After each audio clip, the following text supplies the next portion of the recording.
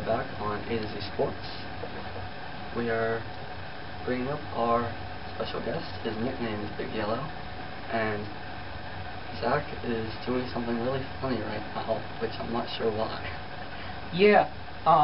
You know who he is. It's Big Yellow, it's Big Yellow, it's Big Yellow, it's Big Yellow, dancing in section number 142. It's Big Yellow, it's Big Yellow, it's Big Yellow, it's Big Yellow.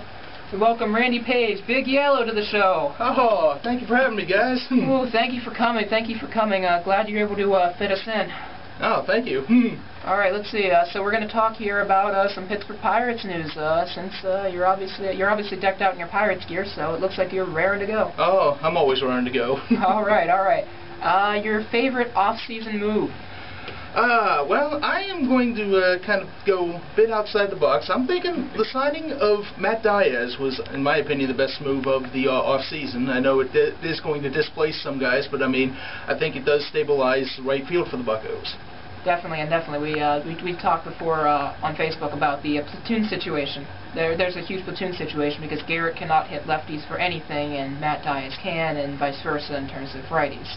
So, you know, it's nice to see that the Pirates are being mindful and trying to at least put a better product on the field. Well, I mean, when you go 57 and 105, there's nowhere to go but up. Just ask John Russell. I have no personality. Two, you got that joke. Least favorite off-season move? Well, I mean, at this time, you really can't say anything was so bad. I mean, like, I think they're paying a little too much for Lau Overbay, just because, in a sense, he's kind of like a Garrett Jones clone, and I mean, he's not coming off a very strong year last year in Toronto, but still, you know, a change in atmosphere, he could turn around, and if he winds up being like 280 and 25 home runs, then it's a good deal. But right now, I just don't see that happening. Well, we know that your nickname is Big Yellow, so we had to get your opinion. The new batting practice jerseys are, of course, yellow. They shine away from the black. Personally, as I've said before in the show, and you've probably heard, the black is skin cancer because of the sunburns. The yellow is bee stings, but obviously you're here today, so it hasn't affected you too much. So what do you make of the yellow batting practice jerseys? I love them. I mean, I was at the Pirate Fest, and like when I first saw them, I was looking at like my Facebook picture. My eyes just went wide open, and like, wow. I can't take any credit for it. I know. Yes, you can. Well, some people want to give me credit, and I'm not going to stop them. I mean, if you guys want to give me credit for it, fine. But I mean, it's not all about me, really. Yeah, I have a quote on my cell phone, which is actually off right now, which Frank Coonley credits Big Yellow for the jersey. But we'll see how long they last. I mean. Thanks, Frank. Yeah, Frank was. That's like the John Madden when. Pat Summerall's on. Thanks, John. We all love him as a whipping boy. He draws his own mustaches instead of growing them since he's so young, and he has his visa trouble. And he's the starting shortstop of the Pittsburgh Pirates, Ronnie Cedeno. What do you think of him? Well, man, oh man. Where to begin? Exactly. I mean, I've seen. You and me are down there constantly at batting practice, and we've seen the potential that Ronnie Cedeno brings to the table. We've seen that he's hit some into those second level of the left field bleachers out at PNC Park, but in the game, it's more the exception than the norm, and I would love to see him hit a few more home runs. And defensively, he has made quite a few good plays. I mean, I don't think he'll ever replace Jack Wilson per se defensively, but yeah, exactly. I mean, it's going to take a better caliber of player than Cedeno to replace Jack Wilson, and he's the best we have right now. But I mean, not saying much. Still, it's like. I mean, he's a good, serviceable shortstop, and I hope that he has a better year this year, and that I know he's going to get challenged by the young guys, but I really can't see Josh Rodriguez or Pedro Siriaco taking the job from him, but stranger things have happened. Fifth spot in the rotation is definitely one up for grabs right now. Obviously, Scott Olson, he's out for a week, so you have Scott Olson in that regard, but he's still very much in the hunt. You also have Charlie Morton. It seems like the Dominican Winter Ball League seemed to have changed him as a person. They did a feature on him today in the Tribune Review. Then you also have Brad Lincoln, the outside, probably looking in, but he's still a candidate. Jeff Carson's is still a candidate. I mean, who do you think I guess we'll make a baseball reference, when the dust clears, gets that fifth spot?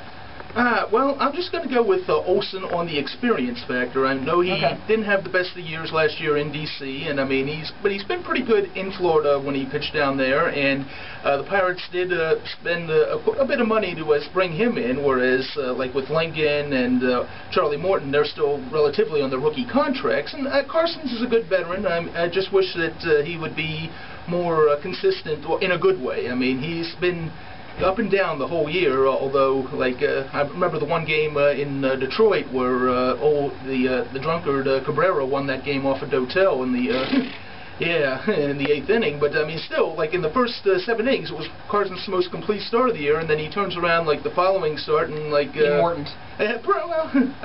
That's a nice way to put it. Yeah, for those of you who don't understand the Cabrera reference, Miguel Cabrera is the all-star slugging first baseman of the Detroit Tigers. Almost got some MVP consideration last season. He, DUI. Yeah, drunk. You've been there a lot. You and me were pretty much there about the same amount of games. I think I have you beat it by a couple, but favorite part of PNC Park? Besides 142. Well, I mean, the whole Riverwalk is lovely. I mean, it's beautiful. I mean, like, no matter which gate you go in, the left field gate or the right field gate. I mean, I use left field gate primarily, but I mean, I sometimes because that's where we go in early. That's where. Well, yeah. Well, I mean, they open up the right field gate early too, but I mean, like, that's usually when I'm like, you know, had a nice pregame meal at one of the fine North Star establishments.